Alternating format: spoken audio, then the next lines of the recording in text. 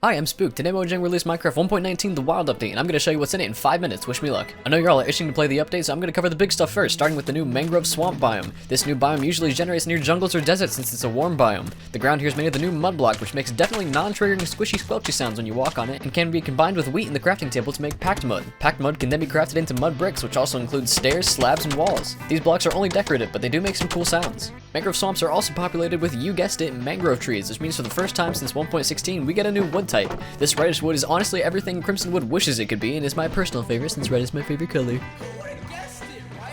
Oddly enough, the mangrove trees have mangrove propagules, which hang from the trees themselves and function as saplings, since you plant them on the ground and optionally can bone meal them. In the mangrove forest, there's a chance for moss to spawn on top of the mangrove tree's roots, and when growing the trees, there's a chance for a beehive to spawn. Unfortunately, witch huts don't spawn in this new biome, so don't bother looking for them. These swamps are also home to the frog. Frogs come in 3 colors depending on whether they spawn in warm, cold, or temperate biomes, and their favorite food is the magma cube. When they eat a small one, they poop out a frog light, a new decorative light block. Which color of frog light you get is dependent on which type of frog eats the magma cube. When you have all 3 kinds of frog light in your inventory, you can get a new advancement called With Our Powers Combined, and when you put one of each type of frog on a lead, you get another advancement called When the Squad Hops into Town. You can breed frogs using slime balls, and when you do, a flat block called Frog Spawn appears over the water. You can't obtain this in survival, even with Silk Touch, so make sure you don't accidentally break them. Baby frogs are called Tadpoles, and you can scoop them up in a bucket, which will give you the advancement Bucket Bucket. Extraordinarily creative, I know.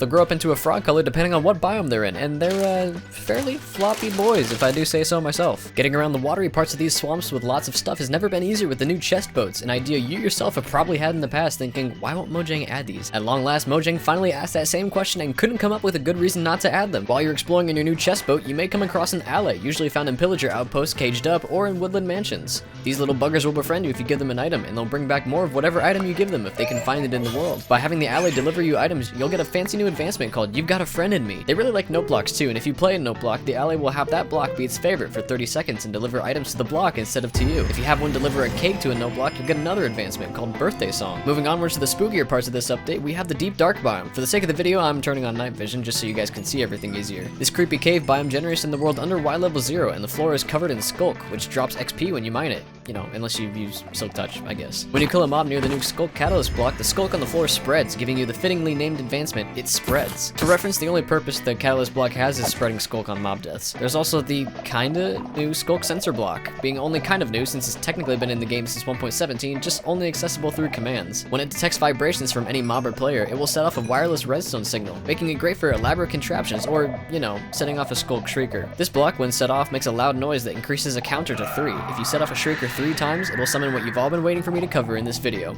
the Warden. The Warden is this update's star of the show, and for good reason. Minecraft's first fully blind mob, and only mob that spawns in the deep dark, this creature smells and listens to find its way around the deep dark. Its little antlers glow, shake, and make a little noise whenever it detects vibrations, much like a skulk sensor, and it can still detect you even if you have invisibility. If it detects no vibrations in 60 seconds, the length of one of my snapshots in 60 seconds videos, shameless plug, it will dig back into the ground and take a nice little nap. If it does detect you on the other hand, and it becomes angered enough by you, it will roar and charge at you. This thing is immune to knockback, lava, and they're 3.5 blocks tall, meaning they can hit you off a 4-block pillar. If you're higher than that and out of reach, this thing opens its chest and lets out a sonic boom that damages you a significant amount. This sonic boom goes through armor and shields as well. This thing is not meant to be killed, but instead fled from or avoided entirely. Dread it, run from it, destiny arrives all the same. The only way to avoid this thing after you've spawned it is to sneak and hope you don't make any vibrations for it to detect you. If you do, and you sneak past the Warden or a sensor, you'll get a fancy new advancement called Sneak 100. For the record though, you can kill it, it just takes a ridiculous amount of time and isn't worth it since all it drops is a skulk catalyst, which are everywhere in the deep dark, and Wardens don't count towards the Monster Hunter advancement anyway.